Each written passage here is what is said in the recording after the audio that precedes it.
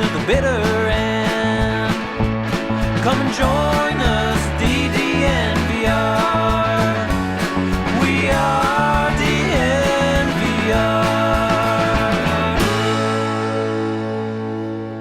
We are DNVR, and we are live from Studio A here at the DNVR Bar. And the A stands for... Someone help me out here. I'm scrambling. It's a huge day for the U.S. men's national soccer team playing tonight in Mexico City at the Azteca. Ooh, and America. Yes. A is for America at Azteca. And to bring it to the Broncos are kicking off their Mexico series tomorrow. So it all wraps around Azteca. Damn, it's going to be a tough day in Mexico tomorrow after they lose 2-0 tonight. Bad choice, Broncos. 2-0 has never happened at the Azteca, though. It's always been up here, or it was in Japan at the 2002 World Cup Finals. So 2-0 at the Azteca would be just orgasmic. Yes, I agree. Yeah. I agree. Although because the home team score comes first, it'd be 0-2. That would be true. That would be a new hashtag that would go viral tonight. Big day for that. Big day, of course, NCAA tournament. The A could have been for both A's in NCAA. And then you've got the Broncos, who it's not a big day for. It's just a regular day for. But big day, bad day, good day, regular day. We're always here talking Broncos. And there was an interesting tidbit that came out recently that I would say was just slipped in. It was just slipped in there like it was nothing, and it set off big-time alarms for me. So the question of the headline is, what are George Paton and the Denver Broncos doing, ... So my question to you guys is the question, what are they doing? Or is the question, what are they doing? Oh, it's certainly what are they doing? And if you want to learn the difference, check out our friends over at MSU Denver, our presenting sponsor of this podcast. Of course, you can get any education you want over at MSU Denver and continue to live your life. And we have a lot of people tuning in. Let us know. Is it what are they doing? Or is it what are they doing in the comment section? If you're tuning in live, hit us with a thumbs up, subscribe to YouTube, turn on alerts. We really appreciate that. And it is, what are they doing? This makes no sense to me. Yeah, do you want to give us what kind of the update was from, I believe, Mike Kliss? Yep, Mike Kliss, as you said, just kind of dropped it in. Yep. According to sources, Mike said, the Broncos are going to try Baron Browning at outside linebacker. Why? I don't get it at all. There's so many things that don't make sense about this. Yes, coming out of the draft last year, Baron Browning was a guy that could do inside or outside linebacker. They tried him outside linebacker for, a couple weeks. Then they moved him inside for the rest of the season. Once he played, he was awesome. great. I mean, if he was a first-round pick and played the way he did last year, I personally would have been happy with the way he played. But he was a third-round pick, so I was even more impressed with the way he played. So that's one thing that confuses me. Why make the move there? The other thing is, do they not look at history? And even the recent history of Denver Broncos. There's multiple guys that have been kind of tweeners coming out of college. Then the Broncos try him at one spot, then try him at another, then flip him back. And they just keep doing this, and it ruins them. DeMarcus Walker, probably the most notable one, second-round pick. That ruined his career. Now, maybe he wouldn't have had a good career anyways, but that really hurt him. And then Justin Hollins. They try him at outside, then inside, then outside. Then they cut him. The Rams pick him up and say, you're an outside linebacker. What are you doing? They play him there, and he's a contributor to a Super Bowl team. Yeah, I thought this was a Vic Fangio thing, where he couldn't make his mind up on guys. He was so picky about what he wanted an inside linebacker. He kind of had this idea in my mind of like, oh, what if we took like a really long, rangy outside guy and taught him to be an inside guy? Like, what kind of impact could that have? And so I was blaming him for all of this. Yeah. And now I have to look back and say, obviously, it wasn't George Paton either, right. But I'm like, whose idea was this? Who's coming up with this shit? Like, Baron Browning was awesome. Yes. At inside linebacker. So when they signed Josie Jewell, you're saying, okay, Josie and Baron. Boom. That sounds great. Yeah. The Outlaw and the Baron. Like, that's fantastic. And you get Alex Singleton as a backup linebacker for $1 million? Yeah, sign me up for that. And then you get that little tidbit, and it's like, deja vu. I start banging my head against the wall. Like, why? Tells me that they don't have confidence in the ability of their starting edge rushers to play, and they feel like they're going to need somebody to start. And you know what? You can justify that because Plugging the holes on one side of the boat. Here Yeah. comes another one on the other side. But if you're going to play a lot of nickel and potentially a lot of dime as well, you may be doing 6 defensive backs more than any team in the league. And if that's the case, you're only going to have one inside linebacker there in all likelihood. So this could be simply saying, all right, we have 2 edges that we like, but both of them have a long history of missing time. We may need Baron Browning to start on the edge. Right. And Now- that might get him, and that might actually result in him having more playing time. Here's what I'll say. This is why it should be delivered coming from a football person. And I'm not saying that Mike Kliss isn't a football guy, but you know what I'm saying. Come from the team. So if George Paton sits up there and says, hey, look, we're looking to do a lot more dime this year, so we're only going to have one linebacker on the field in a lot of those sets. We're going to have that be Josie. We still like Barron at inside in base sets, but we love the idea of getting him on the edge in those dime lineups to keep him on the field and let him rush. Now I'm saying, like, oh, that's lovely. I love that. Great idea. Maybe we'll hear that next week. Like, in Madden, all of my linebackers have to be able to play inside and outside. They got to be interchangeable. So it's not like I have to go through and teach them how to do it. But I like guys who have the skill set to do both. And Baron Browning is obviously one of those guys. So there can be positives if it's more of like a look. We're going to put him in there and pass rushing down so we can use his speed to rush the passer. Not we're taking him out of the inside room and putting him into the outside room because we have an issue outside and we're going to try to convert him. That's how the whole DeMarcus Walker thing started. Yep. Is Shane Ray got injured and they're like, oh, we need another outside linebacker. DeMarcus, stop eating fried chicken. Right, exactly. And I don't like this for so many reasons. More reasons just keep popping up. And one of them is I feel like Baron Browning would be the best inside linebacker to have if you're only going to have one on the field in dime. He's the most athletic by far. His coverage skills were impressive last year, so that's the guy that I'd be having. I'd take Josie Jewell off the field for those or have him switch out. So one, I personally don't like that. The second is, why are you signing Randy Gregory if you want Baron Browning to go on the outside? Now, I get why you signed Randy Gregory, but then you also have Bradley Chubb. So you're going to take an inside starting linebacker who has proven so much in his short time here and make him a backup outside linebacker? And then wait. I thought your depth was good there. I thought Jonathan Cooper had a fantastic rookie year, and I thought Malik Reed being your 4th edge rusher from the outside was a great edge rusher. Now, do you want him to be an every down guy where he has to go up against the run? No, because he's not big enough. He was bullied in that. But if he's your 4th and he's a pass rushing specialist, that's great. And so they didn't make that move with Malik Reed. Instead, they're letting him test free agency. Maybe they bring him back. What's Baron Browning going to be? A 5th outside linebacker? A 4th outside linebacker? Is he going to jump ahead of Jonathan Cooper and be your 3rd? He's not going to start over Bradley Chubb. He's not going to start over Randy Gregory. And again, to take him out of a good position just drives me insane. And you know what is going to drive me even more insane is 1 year from now when I see, and this is not a shot at the media because I know how this stuff works. I've been there. Better watch what you say. But when I see the puff pieces about, with DeMarcus Walker, it was like DeMarcus Walker went home and had, mom's fried chicken all offseason. Now he's back up 40 pounds. Right. He's ready to play on the line again. It's like, You've got to be kidding me. Yeah. We just went through the reverse of this. So I don't want to see the Baron Browning feeling very comfortable back at his natural spot of inside linebacker. You will, though. I know, and that's going to drive me insane. It'll be, the days where they bring the players up to the podium. Yep. Probably the outside podium now going forward, and it's his day, and then he'll be one of the 2 guys that they bring up, and we're all going to dutifully write that, like the trained seals that we are.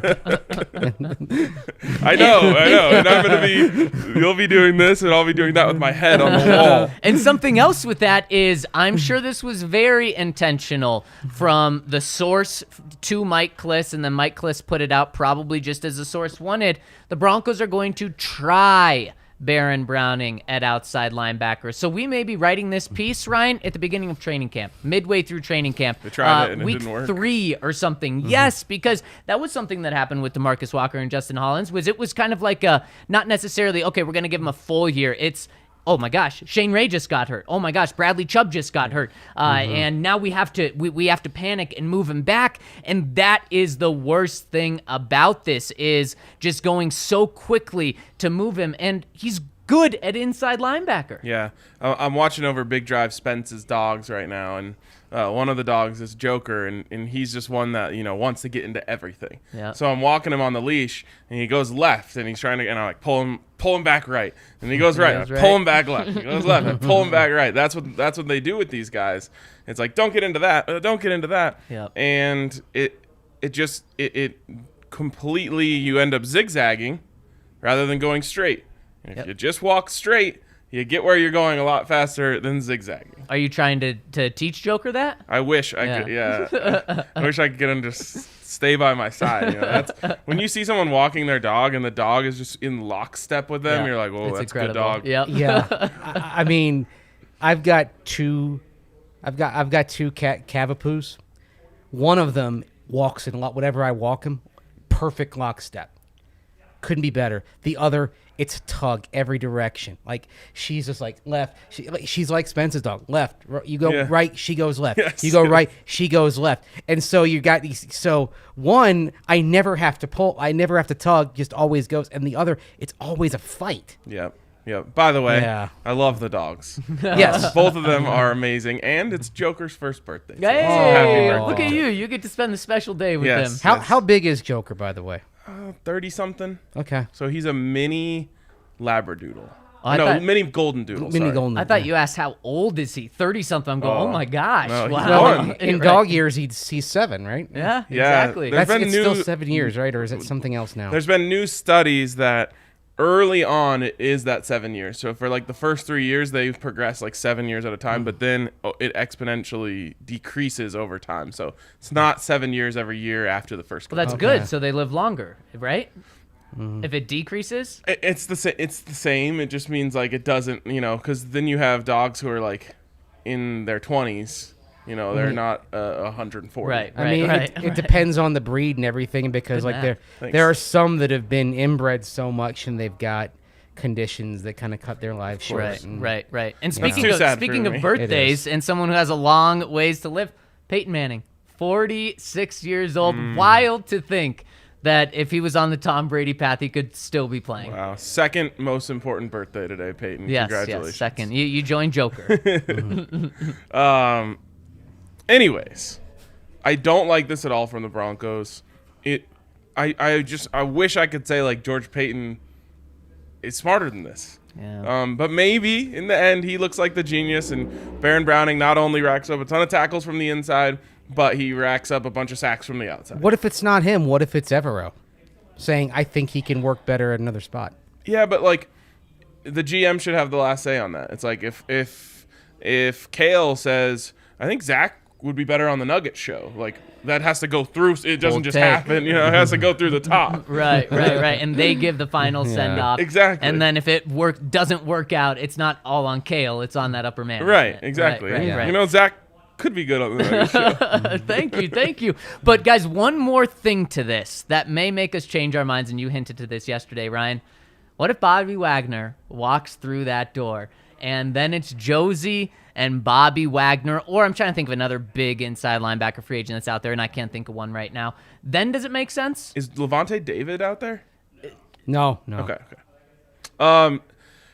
I'll allow it. I'll allow it if that's the case. That's how I feel too. I'm not going to be even sold on it because Baron Browning's still going to be your third inside linebacker. He's going to be a learning third outside linebacker, a learning fourth outside linebacker. So it just doesn't make that much sense. No, and even then, I would probably make the case of like, okay, so when you sign Bobby Wagner, you're probably saying, hey, look, Barron's not quite ready to carry the torch for us at that position, so we're going to bring in Bobby Wagner and give him another year. And I'm saying, like, cool, yeah, put Baron Browning, get like a little clip and attach him to Bobby Wagner's hip and have him follow him around everywhere he goes. Right. Not take him out of the room and go have him play somewhere else. Yeah, it's a really good point. It's a really good point. This is maybe I was going to say maybe we find out something I like next week, but what if we find out next week that he's going to be half in the outside linebackers room, half in the inside linebackers room? That's going to drive me more insane because then they're going to be doing this even worse. They're just not going to be committing him anywhere. Yeah, I can't believe that. I when I saw that, I was like, you got no way. This has to be like, I'm just hoping that at some point we hear, no, there was a something mix-up. something that was tossed around, right, or whatever it may be. But we're keeping him at inside. Yeah. We really love him there. And if they do, they better sell it to me as like what Mace was saying. We want Barron on the field, even in dime. Right. So we like him at inside, but we want to just put him in pure pass rushing situations, let him use his natural pass rushing ability to get after the quarterback. And then maybe they say, and then we're going to put him back at inside where he can blitz from the inside. And we view him as Micah Parsons. Yeah. They come out with that's going to be bold, but it's going to be that's the only thing that's going to get me excited. Like, how much are they going to blitz? Because you're blitzing Kwan Williams. You're blitzing Baron Browning. Look, I'm all for it against the right quarterbacks. They believe that much in Pat Surtain that he's going to cover everyone, and they're going to bring everyone on a blitz. There we go. Yep. It's like -3 coverage. Right. Yeah. Heard of 0 coverage, but just one guy for everyone. Yep, he's that good. I've tried it before. It doesn't work. Before we move on, I want to give a shout out to us, DNVR. Love Good that. job. Good job, guys. We have a cool bar, and you should come see it. It's so great. Like tonight, you got, I believe it's a yolk night. Is it a yolk night, Kale? Yep. Yeah, it's a yolk night. Yep. On top of course, being March Madness, go, baby. All the great stuff that's going on. You got USA Mexico. How are you going to watch that all from your couch? You're not. You're just going to come down here. You're going to get some Breck brews, and you're going to enjoy your time here at the DNVR bar. Today, I'm going to start promoting something. I always promote the chicken sandwich. I'm going to start saying a different thing I like every day. Can't do the pretzel bites. Today, we're going nachos. I think our nachos are actually really legit. So good. Because not only do you have the melted cheese, but then you have the queso style cheese, and you have the green chili, all to go along with like some chicken or beef. Your decision what you want to put on there. My only advice is like, don't come at these nachos if you're a slow eater. Like you got to know the assignment when you order nachos. You have a very limited time to get these at their best in their best form. So just maybe it's you and someone else, you and 2 other people. Be ready to scarf them down and don't complain at the end because you ate too slow. That's the only problem that happened is you ate too slow. And if you want to eat those nachos really fast, check out our friends over at Lightshade Dispensary before you come by the DNVR bar, where they have Wana Opticals, which is fast asleep, 20 to 100 THC to CBD. And if you need to get some shut-eye after big games tonight, make sure to take Wana. They'll leave you well-round and get you a full night of sleep as well. And whether you're a casual consumer or a connoisseur, they have it all over at Lightshade Dispensary. And if you use the code DNVR over at Lightshade Dispensary, whether you're online or in one of their Denver metro area stores, you'll get 25% off all sale items on every single purchase. So again, check them out at Lightshade Dispensary. Use that code DNVR. Also, check out Athletic Greens. I mean, we've been using that here on the staff the last month and a half or so, finding better gut health, finding more energy, more optimal immune system. It's a way to get your vitamins without taking those pills every day. What you do with Athletic Greens is real simple. You take a spoonful of the Athletic Greens, pour it in a cup, put some cold water, 8 to 12 ounces. You drink it, and you're good to go. You've got all the nutrients you need for the day. You know what? Athletic Greens. It feels like we are in the future because. Did you guys ever watch like the Jetsons or anything like that as a kid? A little bit. Well, you'd see like stuff stuff from the future, and it'd be like oh, you don't have to like eat all this fruit and vegetables. You can just like have a quick pill or a quick drink. Right. Athletic Greens feels like to me like the future has arrived, and we're all taking it around here, and it's working out really well. So if you want to get some of those Athletic Greens, go to athleticgreens.com/Broncos. It's athleticgreens.com/Broncos. And if you subscribe to Athletic Greens, you can get a free 1-year supply of immune-supporting vitamin D and 5 free travel packs with your first purchase over at athleticgreens.com. But remember, athleticgreens.com/Broncos, so they know that we sent you. If we're in like the Jetsons world, how close are we from me being able to say like, Alexa, make me my Athletic Greens? And then while I'm like, like brushing my teeth or whatever, I probably wouldn't recommend brushing your teeth right before drinking your Athletic Greens. But, I'm getting ready. I'm putting my clothes on. Then I walk out to go out the door. Right out of the fridge, there's my Athletic Greens. Chug and go. I'd say we're probably about 20 years away from that. All right, let's go. And then you're jumping in your hovercraft and coming to the bar. Yes, Well, exactly. Or you're being teleported. As my dad reminds me, he said he would watch The Wonderful World of Disney back in the 50s, and growing up as a kid in the 50s, he thought by now we would be on the automatic road. Yep. That you wouldn't have to drive. You just tell the car, I need to go to the DNVR bar, and you just sit back and relax and be whisked. Apparently, there. I just Hasn't happened. triggered everyone's Amazon Echo by saying that. That is incredible. Wait, then Oh. to get it back on track, you can say, Alexa, play the DNVR Broncos Yeah, podcast. now you're going to just cross all the wires. Alexa, fart 100 times. Oh, my Make gosh. it stop. Make it stop. All right, let's move on here in the conversation. A couple other positions. So I guess we have somewhat of an idea of what the Broncos are doing at inside and outside linebacker. It's highly confusing. It's weird. But there are still a couple other places that they have a hole, the most notably being the right tackle position. And I guess the scary thing about this is if you go back and look at what they actually invested in the position last year, they're pretty close to what they invested between Calvin Anderson and Tom Compton. And so there's a little part of me that wonders, do they think they're done at this position? That's a really good question, especially because they had a veteran who's protected Russ the past 2 years, a starting right tackle the past few years. They've had him, Brandon Shell, in the building earlier this week. He passed his physical. He met with everyone. That was 3 days ago, and they still haven't signed him. Are they caught up on money? Do they just want to see if Bobby Massey wants to come back? Are they trying to bring in Dwayne Brown? Are they still evaluating the draft class? Or, Brian, are they saying, we like Tom Compton and we like Calvin Anderson, we're set? I think they're saying we're looking at the draft class. And if they use pick 64 or even trading up from 64 to, say, pick 52 or something like that, and they get their right tackle of the future, then they may be good just having either Anderson or Compton as a bridge until that right tackle is ready. And if he's ready in week 1, which is certainly possible, then he starts week 1. I think they just now we could prove to be wrong, but with Brandon Shell, you get him in there, you get the physical, you know where he is. You know Bobby Massey is going to be there. Bobby Massey is almost certainly not signing with anybody else. So because of that, I think you can kind of sit and wait a little bit, and then maybe if you draft that right tackle, you don't have to spend the extra money in free agency.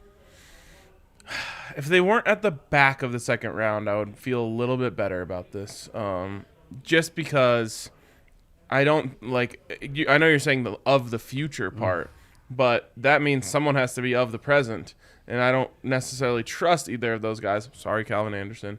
Well, Butch Berry might trust Tom Compton because he just coached him in San Francisco. And I think that's possible, and I don't like that. And I'd like to have a better player there. And in terms of the second round pick, Ryan, it is the last pick in the second round, and where the Broncos are, so it's essentially almost a good third round pick. And last year, the Broncos knocked it out of the park with their third round picks.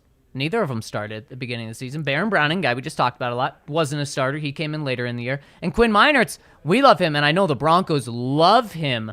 He didn't start at the beginning of the season. So if that's your plan, is to get the starter from day one, that's risky. And do you think the tackle class is that good where the guy's going to be there? Someone said I need to do a PFF mock draft because there's lots of tackle prospects available at 64. There's everything available at 64. I think Malik Willis is there at 64. Anyone you want. Yeah. If you do it enough, anyone will be available at 64. I'm with you. Once you're outside of the top 100, which this is not, but really, to me, it's like top 15 should be impact starter right away, And then the further away you get from that, the less confident you can be in that being an impact starter right away. And also, when you're talking about the top 15, you're talking about a guy having to fall 50 spots in order to get where you are. This isn't trading up half a round to get your guy. Would you agree with that? Or where do you think the cutoff is for you expect an impact starter? Well, define impact. I mean, I think you can expect a solid starter Day at the one, back of the second. Yeah, day one, they're the starter. Yeah. And they make your team better at that position for sure. Yeah, that'd be first round. Second round, I think you should expect a solid starter. Like you picked Dalton Reisner there in the middle of the second round, and you plugged him in right away. Like for example, you look back at Broncos picks. Like one of the problems that I had with Adam Gotsis in 2016 is that like he wasn't ready to start at that moment. Right. And they picked him at the end of the second round. So I think now with George Paton there, I think you're probably going to have a better chance of getting some immediate value here. And then you get to the third round, and that's where it's kind of borderline. I mean, Quinn Miners, for example, was a late third round pick. I guess my view on this might be a little skewed based on who the Broncos have gotten in these positions. Who have they gotten at the end, even at the end of the first round? It's Garrett Bowles, and we saw how that worked out early on. It's Paxton Lynch. We know what happened there. Yeah. It's Noah Fant, who was solid as a rookie, but I wouldn't have called him an impact starter. He was better than what they'd had. He wasn't. Yeah. He was an upgrade at the position. The closest thing the Broncos have had to picking at 64 in about the past decade was a tackle. It was Ryan's favorite player, Ty Sambrailo. Ty Sambrailo. That was a good pick at the time. And he was picked 59. And originally they were looking at him as a right tackle. Yep. And then remember Ryan Clady got hurt. Yep. He had to be a day one starter at left. He had to be a day one starter on the left side, and then Sambrailo himself got hurt 3 weeks into the year against Detroit. Did you guys know that in his career, Ty Sambrailo, I don't remember this at all, has one catch for 35 yards and a touchdown? That's dope. From who? What team? That can't be here. I don't know. I don't think it was here. It probably was with Atlanta where he went after that. And it must have been on like a field goal fake, right? Or like a throwback, 74 is eligible or whatever. And from the 35? That's bold. I like it. You see it from like the 2-yard line. Yeah. One of my favorite plays as a kid was the Buffs did that to a guy by the name of Sam Wilder. It was from Matt Ryan, so it wasn't on a field goal. Right. So then it was what you're talking about. I love it. Hey, that's Kyle Shanahan, right? Could have been.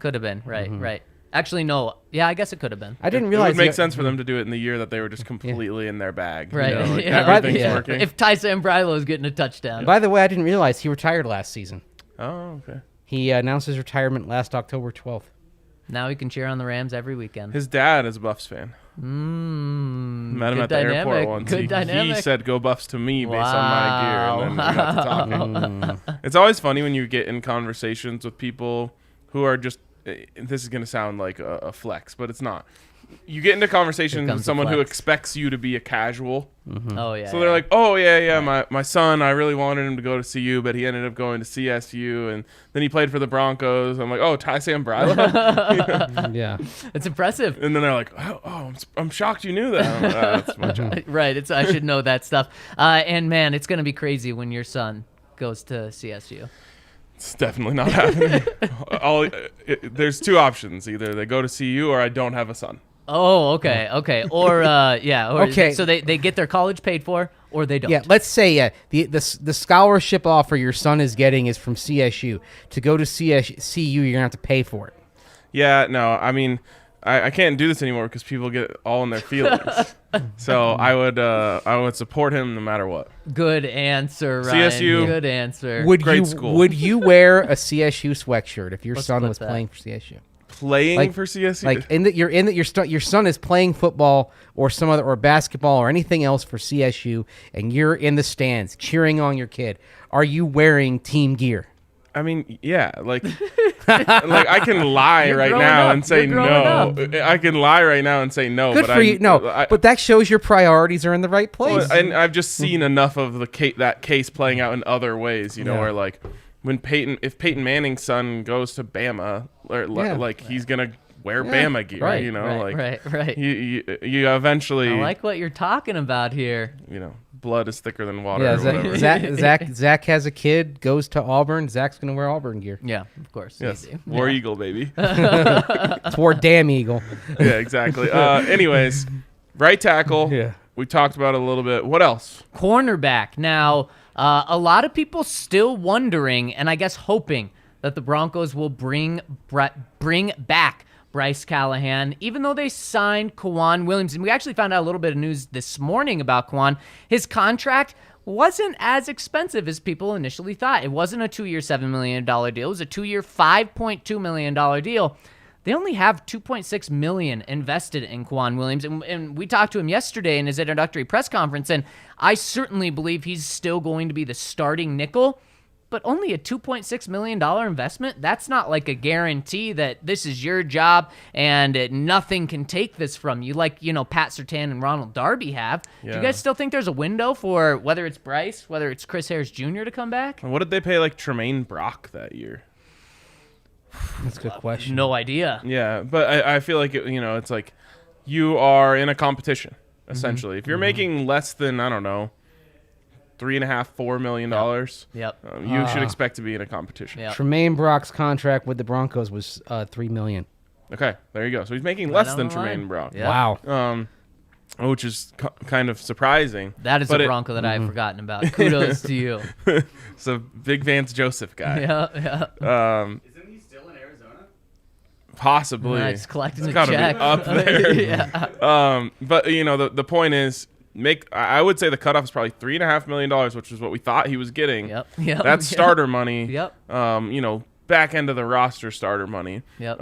But if you're making $2 million, that means you're competing with Michael Ojemudia and whoever else. Sang Bassi. Sang Bassi. Got a roster spot, but not a starting spot. Right. And so I don't know. Do you want the Broncos to bring back Bryce at this point? I think if you get a similar or even less deal, it's probably worth it just for depth. I think you sit and wait, and I think Bryce Callahan and maybe Chris Harris Jr. are two guys that kind of you know what you'd be getting with either of them, and I think you maybe even kind of let it play out through OTAs, and see where things stand, and then if you get through OTAs and you don't like your depth, then heading into training camp, you do make a move for one of those guys. So then are you okay losing one of those guys if by training camp they both sign somewhere? If they say, we'll sign with you now, or we're not going to sign with you? It's the chance that you take, but but part of it is you want to show a little confidence in your own guys, and part of it is if you don't need to spend that money, if you don't need to have that outlay against the cap, you don't want to have that. And someone like Bryce or Chris Harris Jr. probably want, if you gave him a $3 million deal, they'd want it all guaranteed. I got to be honest. We've talked about this is a little different with Bryce than Chris, but I'll start with Chris. I maybe it's because I'm so soured on this idea of reunions, just because it's just like this built-in buffer. Everyone just wants a guy who's played here before. I think I'm the opposite. When Von Miller was traded last year, it felt like something changed in the locker room. There was a new wave, a new era. The young players were more empowered.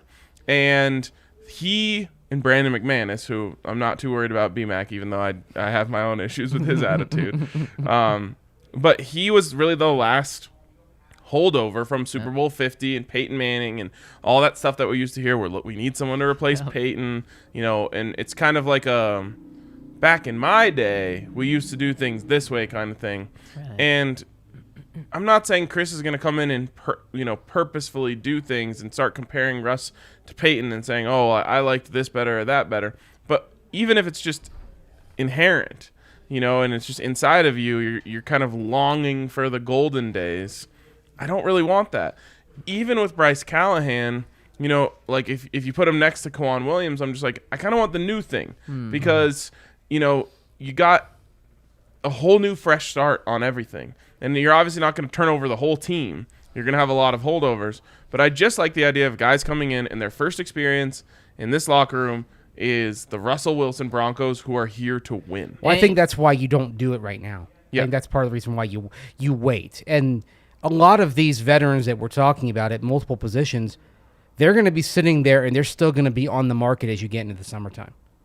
Because they're going to wait for a couple of injuries here or there, or a contending team to maybe they just want to sit back and enjoy the next few months and not be a part of OTAs. Mm-hmm. Certainly, and especially with Chris, one of the reasons why he was so loved here and so good on this team is he's a dog and he's a big personality, and he's going to come in and make his presence felt on the field and in the locker room. So you wouldn't be able to hold him back, and that's a great thing about him. But if you're trying to do something different, he's not going to do that. But I think now, why would Bryce Callahan sign back here? I'm sure he can get the same amount of money from the Broncos as another team, and he's got to get a bigger role with another team. So if I'm the Broncos, I'd love to bring Bryce back, especially with how much dime you're going to be playing. You can tell him it's pretty much going to be a starting role with how much we're going to have 4 corners there. But if I'm him, I'm saying, no, I want to be guaranteed that I'm the 3rd corner. Yeah.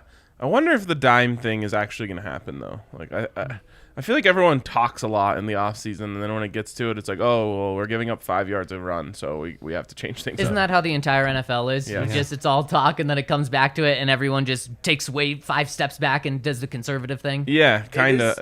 It is important to note that the Rams did play the most dime in the league last year. Yeah, I mean, I think they will, but you have to have – I mean, the Rams have Aaron Donald. Right. You know, so it's like it doesn't matter if you play dime. You can't run against Aaron Donald and obviously the rest of the guys they have on that front. DJ Jones is here. Yeah. Obviously, he's not Aaron Donald in the pass rush, but if he can be Aaron Donald against the run, then that's one of the reasons why not only DJ Jones, I think it's a reason why they re-signed Josie Jewell, because you're basically saying, okay, if they do try to run on us, we've got 2 excellent run defenders in the box who hopefully will prevent being gashed 5, 6, 7 yards underneath on the ground. Mm-hmm. And and I agree with that. And speaking of Bobby Wagner, he may join Los Angeles. Yep. You guys see that yesterday? They're just reloading again. We honestly owe just a little bit to the Rams for this dramatic offseason in the NFL. Yeah. It's a copycat league. And they did the F those picks, and they did the sign every big name that's out there, OBJ and so on, and it worked. Yep. And so now I felt like the NFL used to have this thing that was like, yeah, we don't want to be the ones to do it. Yep. And now it's like, all right, if it works, we're doing it too. It's like me and Madden. I don't want to trade Deshaun Watson away because he's my guy, and obviously just in the video game, he's definitely not my guy outside of that. And who's the Dallas running back? Why can I not think of Zeke? Yes, Zeke. He's my running back. I don't want to trade him away. Now, after especially the way my season's going, I'm going to blow it up and just start over and kind of do the way that the Rams are doing right now. We play after my bye week. Oh, that's not good. It's a pendulum league, though, because it swings one way and then it ends up swinging back the other way.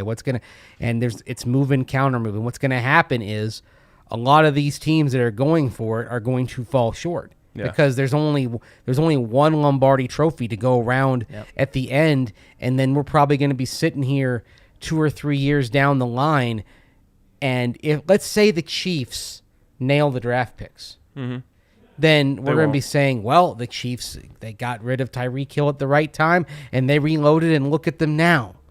Yeah, it'll be really interesting to see what they're trying to do. Like if they go get LaVisca, which we talked about yesterday, and then rumors emerged later in the day that they might be interested in making that happen. They're going to have to make like a full-on philosophy change to, from fast and quick and speedy to big and strong. Yeah. Obviously, you're leaning on LaVisca and Travis Kelce, and maybe you're trying to run the ball a little bit more. Mm-hmm. We'll see if it works out for them. Yeah. Maybe they go get Drake London in the draft, and it's like they just want to be big and dominant. I mean, I think Andy Reid may kind of look back at the pre-Deshaun Jackson teams that he had in Philadelphia. T.O.? Yeah, when he relied on big, strong targets. Yep. And speaking of Tyreek Hill, we got to thank Devontae Adams for getting Tyreek Hill out of the division. Although it's not good, Devontae Adams is here. According to Tyreek Hill's agent, Drew Rosenhaus, that is what sent Tyreek and the Chiefs apart. was Devontae Adams' massive contract. Once he got that deal, Tyreek said, I need to top that. And the Chiefs said, nope. And then that's pretty much exactly when the trade talks started with I always Kansas liked City. Devontae Adams. Now I do hate him now, Right. but for a brief Like a little moment, bit. for a brief moment, I remember why I liked him in the first place. Yep. And also shout out to Drew Rosenhaus for getting his clients all the money in the world and that forcing Tyreek out. Yeah. So Devontae Adams comes in, and he's gonna put up a bunch of numbers and be a pain in everyone's ass. Unfortunately. But he also did come in, just rake in cash from the Raiders, Yep. put them in probably a tougher spot than they'd rather be in. Yep. And then he got Tyreek Hill out of the division. Yep, exactly. Thank you. Good guy after all. Yeah. And he actually is a good guy, but we won't remember that come game day. Let's give a shout out to Green Mountain Dental, actual good guys over there Yes. and gals, and great dentists at Green Mountain Dental Group, the best family-owned dentist group in the metro area. You got to check them out, just 15 minutes outside of downtown. So head over there, schedule a cleaning, x-ray, and exam, and you'll get a free Sonicare toothbrush from our friends over at Green Mountain Dental Group. They're true Colorado sports fans. They have supported DNVR for a very long time, even going back pre-pandemic all the way through the pandemic to now. We really appreciate them. And if you have anything that you need to get done, go check out Green Mountain Dental Group. Absolutely. Green Mountain Dental Group is the best. And a little note coming in. This is just a very random note that the Broncos are one of 6 teams with the Chargers, Bucks, Bears, Lions, and Falcons that have had 0 players arrested in the last 5 years. Round of Yeah. applause. Yeah. Round of applause. Good Let's, job, Broncos. Let's knock on wood that keeps up. What was that, last 5 years? No, never mind. There was a correction just put out. Broncos aren't in that group anymore. Oh. Yeah, DUI, yeah. Can we take that clap? How do you take a clap away? Yeah, reverse. Chad Literally Kelly also. Yep. How do you pronounce his name? Dove Kleinman. Yeah. He put that out and then literally 35 seconds later put out the correction. All right, let's see if we can come up with any more. You've got Melvin. Kareem Jackson also got a DUI. Yeah. Does that count as Bradley getting Chubb got the failure to Yeah. appear. Yeah. Did he get arrested for that? Oh boy. Yeah, they put out a warrant for him, so yeah. But did he? I think he turned himself in. Does that Yeah, count? but that's an arrest. He yes. got the picture taken, I think. Yeah, All right. he got booked. Did Pac-Man do anything when he was here? I think he was He was actually clean? good. Yep. Round of applause Good for job. Pac-Man. Good job, Pac-Man. Do we count what Carlos Henderson was still a Bronco, right? When Oh, he, yeah. When Yeah. he got stopped trying to, and he was trying Was to that an arrest? eat the weed. Yeah. I think he just got a ticket. Down in the South, I No, think he you was get trying. arrested for No, that. there was marijuana involved because he was he's trying to Eat it, which that never gets old. It legitimately sounds so terrible. Man. Especially that was after his first year where he got hurt on the very first play of preseason. Yes. But just think about the idea of like any just dried plant trying to eat Oh, that sounds terrible. Saltines are tough enough. it. Yeah, gosh.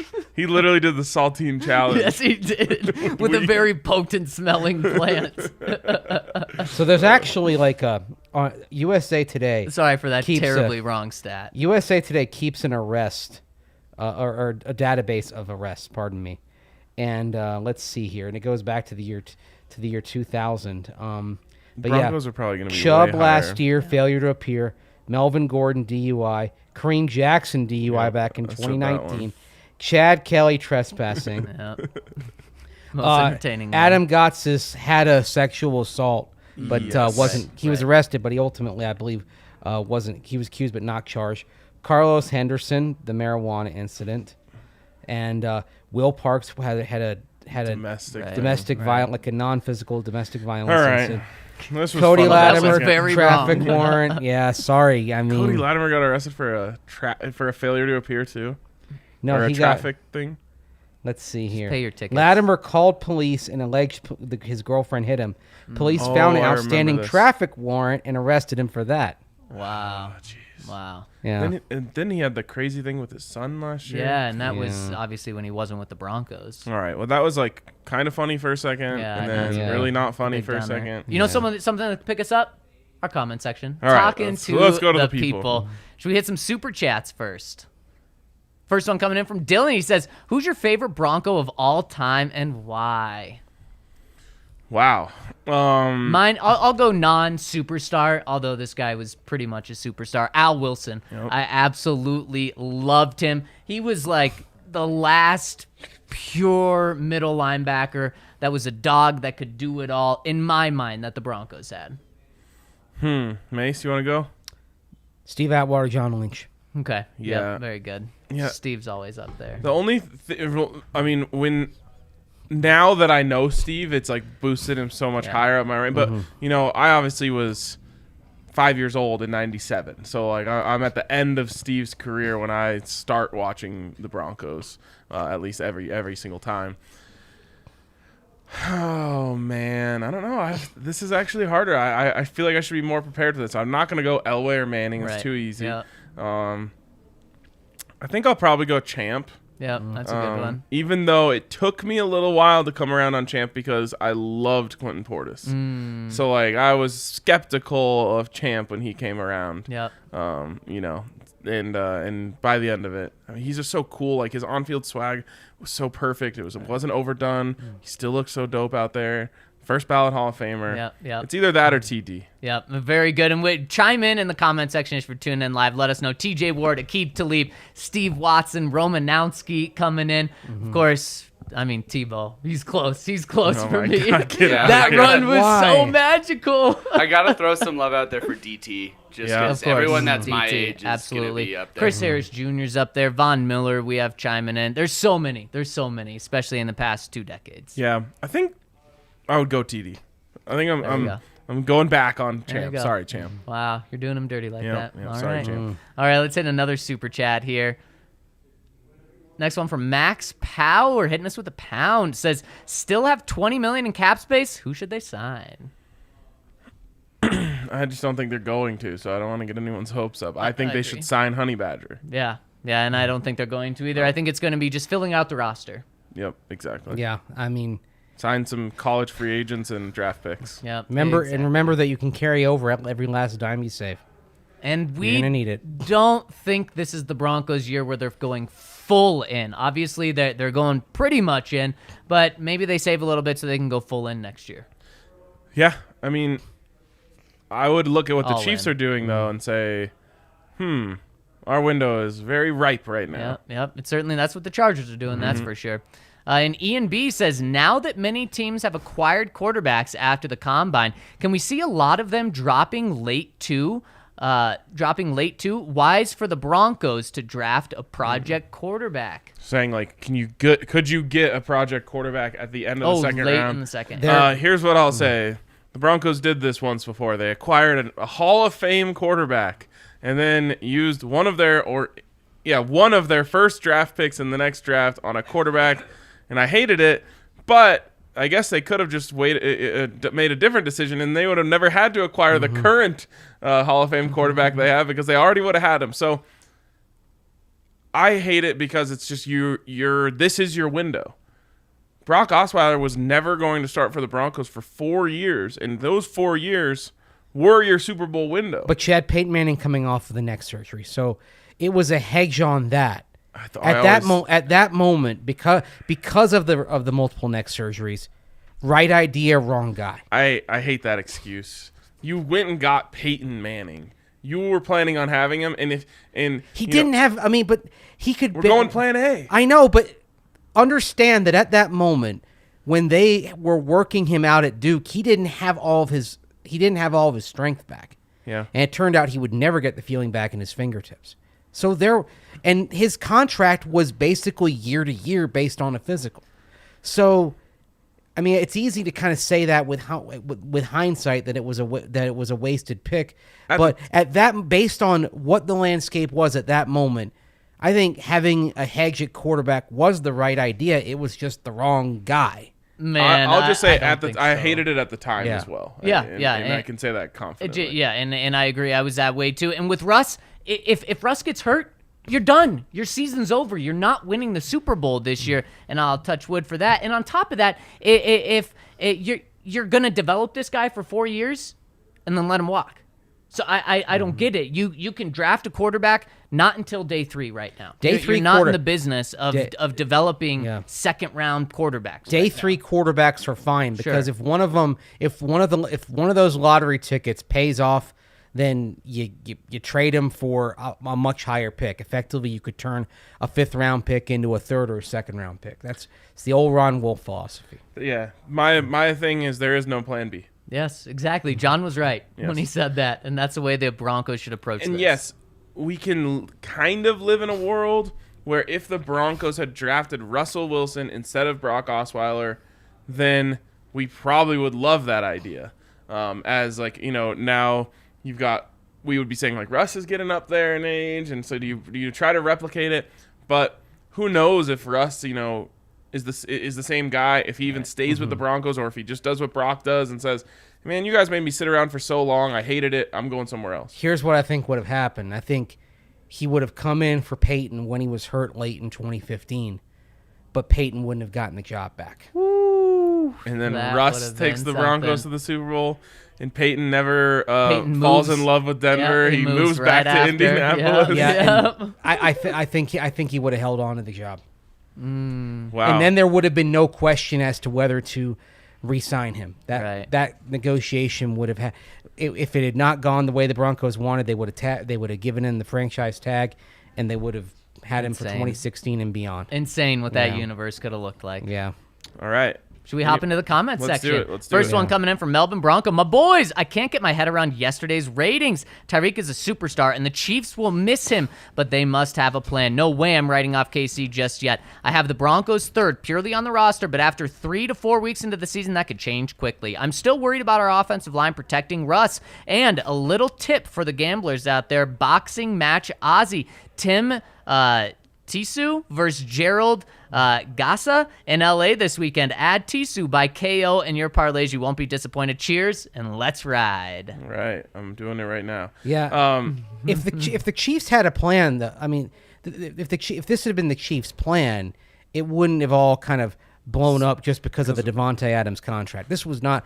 I think the Chiefs are adapting to the reality on them that changed quickly, but this wasn't a plan. Also, I understand why the fear of the Chiefs has come alive in the last couple of years, but they're not some proud, amazing franchise that has always done everything right. They struck gold with a quarterback who they already happen to have amazing weapons around, and the planets aligned for them. But It's more Andy Reid, I think, that you say, okay, it's not the franchise, it's Andy Reid, because he's had how many losing seasons? He had the first year on the job in Philly. I want to say he had a 7-9 season about right after the Super Bowl year in Philly. And then they had a losing season after a year after the Dream Team attempt. yeah. To me, it's all Patrick Mahomes, though. Yeah. It's all Patrick with Mahomes. Reid, obviously they were always good and competitive. I think Reid means that even if things go wrong, their floor is pretty high. And Reid plus Mahomes, I think they could be a 4th place team that is 9-8 or 10-7. Yep. I guess what I'm getting at is I look at the Steelers as a team where no matter what they do, I'm I think they're gonna figure this out. I don't really look at the Chiefs that way. Yep. I understand that, except with Patrick Mahomes, I think they will. Well, they might not figure it out. They're just still gonna be good. Right. I see. Yep. Dan Burke says, hey, guys, can we talk about more KJ Hamler? He said that he expects to be ready for week 1, but he suffered a pretty serious injury less than a year ago, so I'm not sure how he'll look. What kind of impact do you think it can have on the offense? I know people point to the easy opponents during the 3-0 stretch last year, but those games also coincided with the games where KJ Hamler was healthy and on the field, so maybe he's a difference maker out there. What do y'all think? He's the cherry on top. You're lucky if you have him. If you don't, it's still a Sunday. So I love Sundays, baby. I love Sundays too in more ways than one. It's just I cannot count on him. I do not know what to expect from him. There will be literally 0% of me that is surprised if he doesn't play a snap next year. And so I love KJ. I think he's a great personality. I think he's fun to have around in the locker room. And he is a absolute burner who actually runs really crisp routes. So if you get him, he could end up being the Julius Thomas story of the Russell Wilson era, right? Like, he all of a sudden Russell Wilson walks in and he's amazing, and it's like, well, yeah, he finally got healthy and he stayed healthy and he was a weapon, and Russ knew how to use him. If not, you should probably be looking to draft his replacement. Yeah. Where you're at right now. Yeah, potentially with the 3rd or 4th round pick that you have. And that's exactly right. Now, if he is healthy, I mean, he's a deep threat that is probably could end up being the most dangerous threat, not pure receiver, but threat in the division. And you finally have someone who can actually throw that pass. Yes, you do. Like the slot fade from KJ Hamler, which is pretty much how he, quote unquote, made his money in college. Yep. From Russ, no one drops that throw in better than him, maybe. Yep, exactly. Pig Tosser 66 says, can't believe KC let Tyreek go. I'm 46 years old and have been watching football my entire life, and the only player I've ever seen do things like Tyreek is Barry Sanders. That's it. I get the Chiefs were up against it, but you can't move on from a guy like that until his skills are gone. But thank you. Did you see Cortland have his knee brace? Or did you see Cortland didn't have his knee brace on in that video? Very nice. Peyton just continues to impress me. This guy has a plan and knows exactly how to build a football team. His free agent signings have been great in my opinion. A couple of higher salaried but not overpaid players that filled out but needs to go with some very nice signings of some really good players. I have no doubt this team is going to be hoisting another Lombardi very soon with Peyton in charge. Love it. We also had another super chat pop in really quick. It's a quick one, so it's from Luis. He says, can't wait to see Russ throw bombs to Jerry. I can't wait to see it either, even if it's just against air in Russ's backyard. Hopefully Jerry can get out there eventually. He posted yesterday an emoji of what appeared to be a dad holding a baby. Yes. Make of that what you will. And if it is that he's a father, congratulations, Jerry. Absolutely. Yeah. Don't be calling the fan base irrelevant though. Just don't tweet. Dude, yeah. Just get Don't off. tweet. Get off. He's like over 1,000. Yep. I've learned to love and embrace Twitter now. But if I was given a job and they said it's probably better if you're not on social media, peace. It's more like go back to the old analogy that your parents taught you. Not if you're not cheating, you're not trying, like your mom. But if you don't have something nice to say, don't say anything at all. Yeah. Right. And if you're a famous person, like that's pretty much it, unless you're standing up for a cause or something like that. Right. But don't log on and just like do anything other than say go Broncos. Like it's so easy for everyone to love you on Twitter if you just say positive things. Right. You're more likely to hurt yourself. Right, 100%. Then help yourself. Let's let Russ cook. I'm surprised we haven't heard this name yet, but I love that we're getting it now. It says, howdy, gents. It is time to put the chicken farm to rest as Vaughn has moved on. Now it's time to let Russ cook. I'm hungry for the future, the season, the tailgates, and for some DNVR bar food. Let's cook those chickens and drink some Breck beers. Can't wait to see everyone at the tailgates. Thanks for the pod, as always. R.I.P. Von Miller's Chicken Farm. So if Vaughn's the chicken farm, we're moving on from chicken. What does Russ cook? Steaks? Rocky Mountain oysters in Denver? Have you had them? No, never. You should try them. They're good. Mace? I've had them. I can live without them. Yeah, I mean, how many Not things can you convincing me. live without? I mean, I got sick once. That hurts things. Like, Are they deep fried? yeah, it's like Then it can't be bad. it's like saying I can like they're similar to like chicken fingers, just a little different consistency. Okay. Well, I love chicken fingers. All right, Yeah. we're gonna try them. Yeah. Russ is cooking oysters, I guess. Mike 1809 says, my boys, growing up in the 90s, some of my favorite childhood memories were going to Broncos games with my dad and watching John Elway lead the squad. My wife is now pregnant with our first kid, and it's so exciting thinking that their first memories of the Broncos will be with Russell freaking Wilson. What are some of your favorite sports-related memories growing up? Yeah, it's kind of interesting. There's almost like this will be like a third golden era of Broncos fans, right? Obviously, you and I kind of came up in the Elway days. Yeah. There's a whole nother group of kids, and we have them commenting on this show, you know, it's who awesome. became fans in the Manning days. Yep. And then, of course, there's going to be people who are just fans in between there. But this will be the Russell Wilson group. Yep. Will be, you know, they're 10, 11 years old right now. Also, this wave is going to take over the Pacific Northwest, especially if the Seahawks are bad. And Seahawks country, whatever it is, kingdom, isn't going to turn into Broncos fans.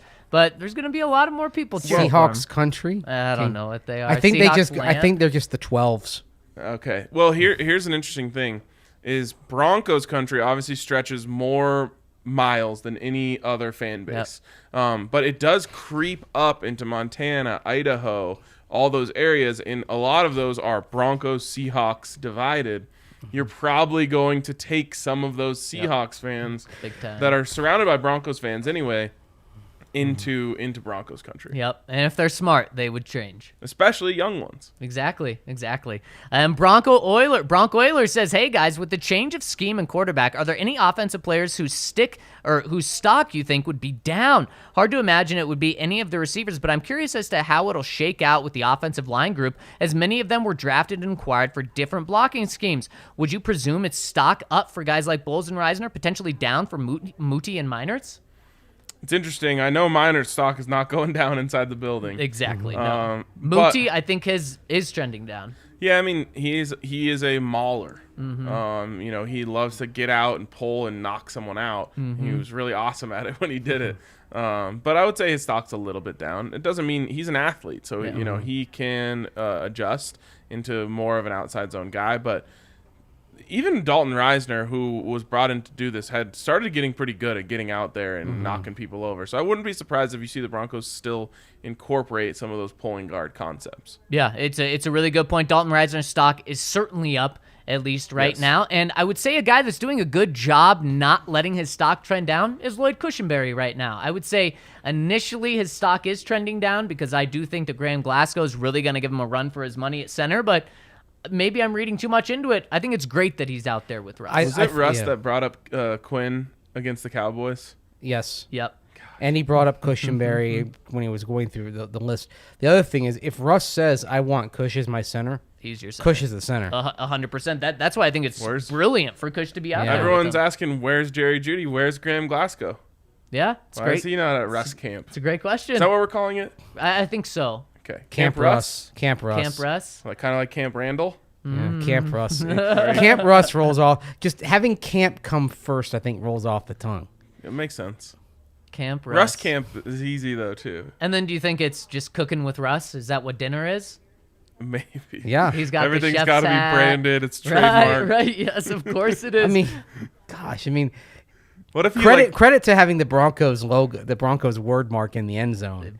Brilliant by him. But Russ brands everything. He really does. It's just It can be a little bit overkill. It can be. But what if Russ calls everyone into the house after they're playing catch with the boys, and he's like, "All right, guys, just want this to be the first time you learn this lesson. You gotta let Russ cook." And then he opens the grill, and there's steaks on there. And he makes a great meal, and everyone's in. Yep, and he takes like a brander and brands the steaks with his logo right before 100%. serving them.